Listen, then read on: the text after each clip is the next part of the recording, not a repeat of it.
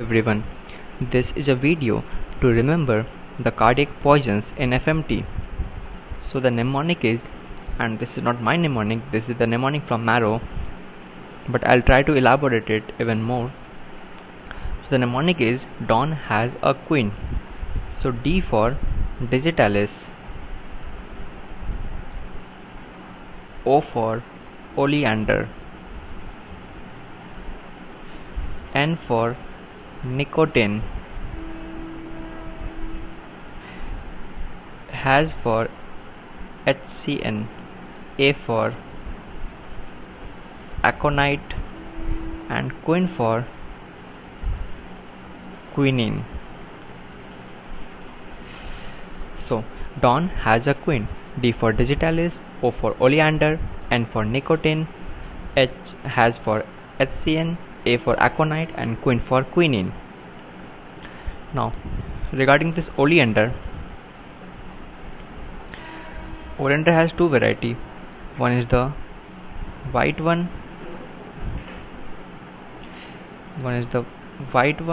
and other is the yellow one. So the white one is known as Nerium oleander. Nerium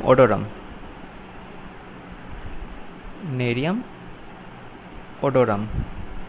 And in my previous video on the plant poisons and their common names, I have told you this Nerium odorum, the common name is oleander, and I also told about this yellow oleander, which is known as Cerbera thivacea. So how to remember this? Now you see this white oleander has a very good odor, so it is odorum because oleander has a very good odor, very fragrance. And the yellow one, it does not have a good odor. In fact, it has a very bad rotten smell. So it's just for remembering. Sar and Bera. Now it's a Hindi word. When you segregate it, Sar and Bera means it's a Sarava bear. You can kind of relate it with a Sarava bear. So the white oleander is the odorum and the yellow oleander is the Sarava bear, Cerbera thivacea. Then, regarding some points about this aconite, I have also mentioned in my previous video, but I'll mention some more points here which are relevant. This aconite, the common name is, I had told in the previous video, the common name is because it has a cone. So the name is monk's hood because you are putting a cone, a hat which is in the shape of cone on a monk's head. Or it is also known as a wolf's bane.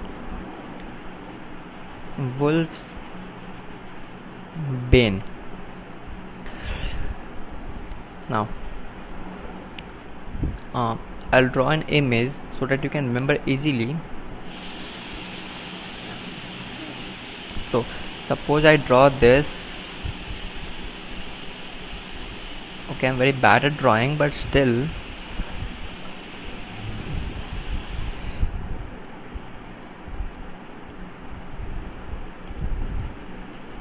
Okay, so this is a hippo, this is a cone, this looks like a carrot, right, or a radish. Better write as a radish. Okay, so now what is this? This is just a diagrammatic representation to help you remember all the features of aconite. So a cone, that is for the common name monk's hood or the wolf's bane. Then the feature of aconite poisoning is it's so a characteristic feature, that is hippus, that is rhythmic contraction and dilatation of pupil, which is very characteristic of this aconite poisoning. And one more feature, the root of aconite will resemble the root of a horseradish. That is why I have drawn its leg in the form of a conical radish, because the roots of this aconite plant will resemble that of a horseradish, and that is why it is a accidental poison. Accidental poison, right? And also because this radish has protrudings like this, it will cause numbness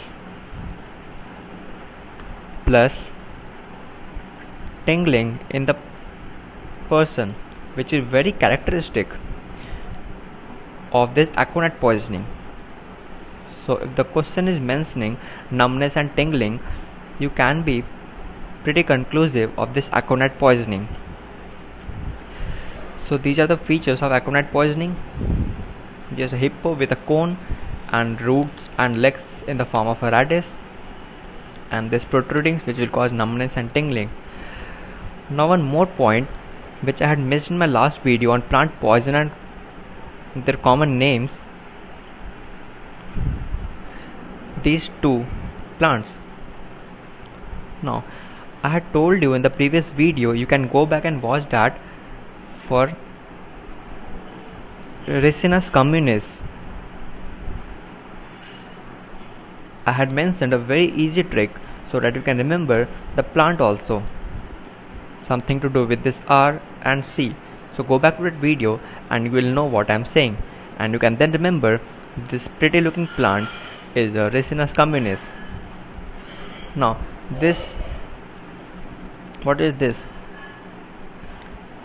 This is the same which this is the same which I told you just few seconds back. Radish and this hippo. What is this? Aconite, right? This is a aconite seeds, the seeds and the follicles, right? So that's it for today. Thank you very much for watching,